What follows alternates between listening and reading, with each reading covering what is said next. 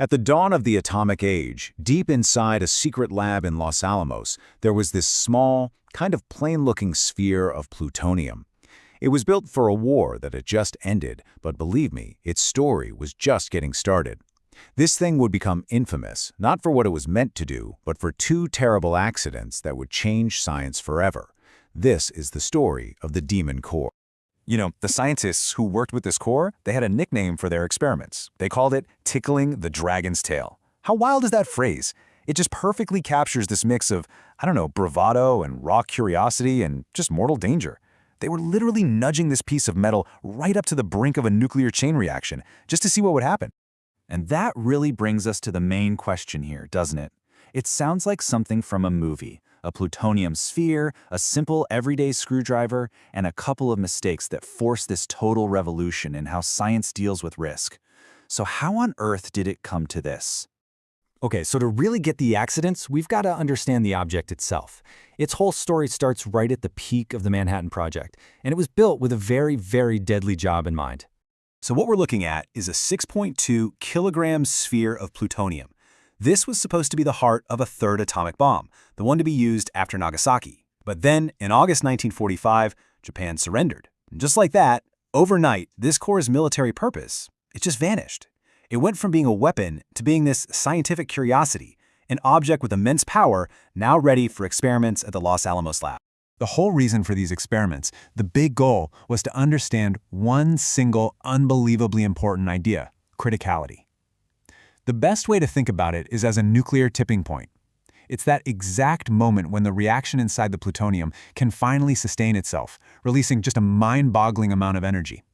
The scientists, they wanted to walk right up to that line and see exactly where it was.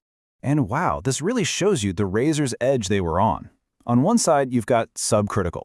Everything's stable, neutrons are just escaping, it's safe. But on the other side, supercritical. That's when you get the chain reaction, the neutrons start multiplying like crazy, and you get a lethal blast of radiation. The space between those two states, it is terrifyingly, terrifyingly small.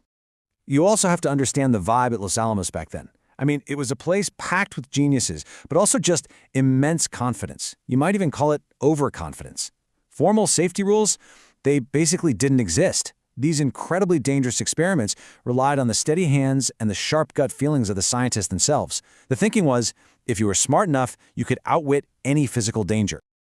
So you've got this culture of extreme confidence, and you've got the raw danger of the core itself. It was just the perfect storm, really. And it didn't take long for that dragon they were tickling to bite back hard. And just look at this timeline. It's so stark. Only 9 months. That's all that separates two fatal accidents with the exact same piece of plutonium. This wasn't some random freak event. This was a system that was just waiting to fail. The first tragedy centers on a physicist named Daghlian. It's August 21st, 1945, just a few days after the war ended.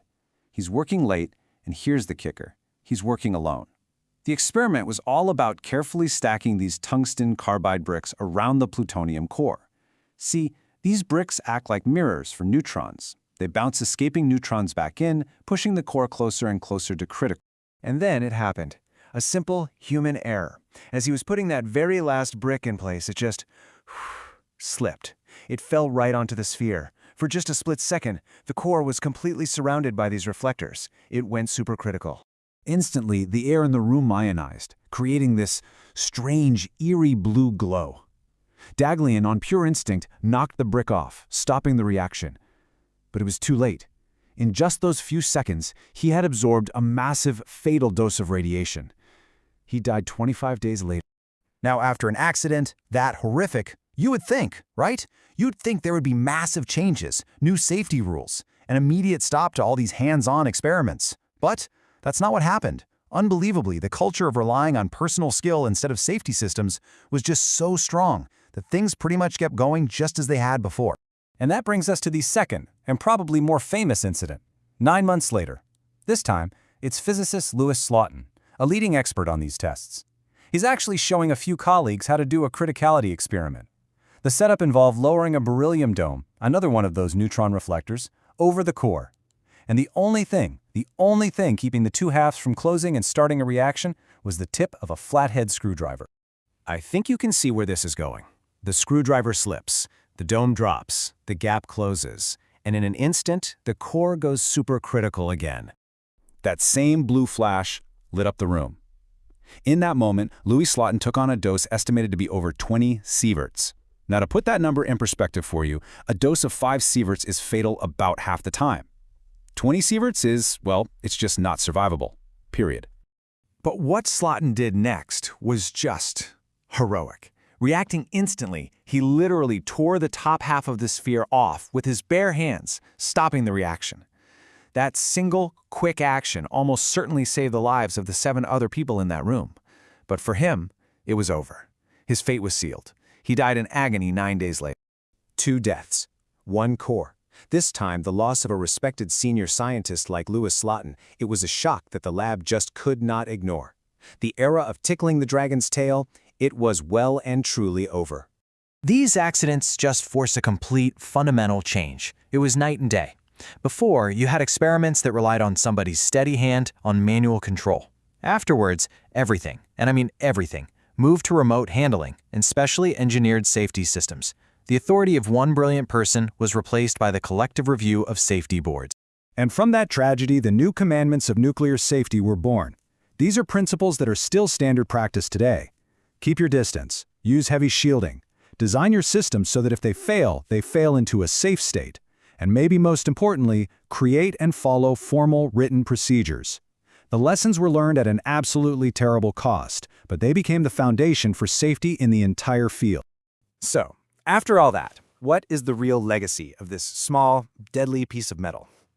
The core itself was eventually melted down, its material used in other projects, but its story has become this incredibly powerful cautionary tale.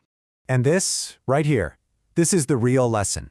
It's so easy to look back and call it the demon core, like it was some cursed object. But the plutonium was just doing what physics demanded. The real danger wasn't the material. It was the human culture around it, a culture that made extreme risk seem normal and that truly believed being a genius was a substitute for a safety law. When you boil it all down, the demon core is like a boundary marker in the history of science. It really marks the end of this kind of cowboy style of experimentation and the beginning of an era where science had to seriously confront its own power.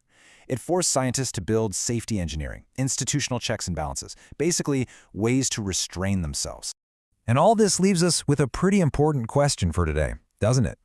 As we're pushing new frontiers in fields like AI, genetic engineering, you name it, are we remembering these lessons from Los Alamos? Are we building the cultures of safety and restraint that we need to manage the powerful new dragons that we're creating? The lessons of the demon core, written in that flash of blue light, feel more relevant now than they have ever been.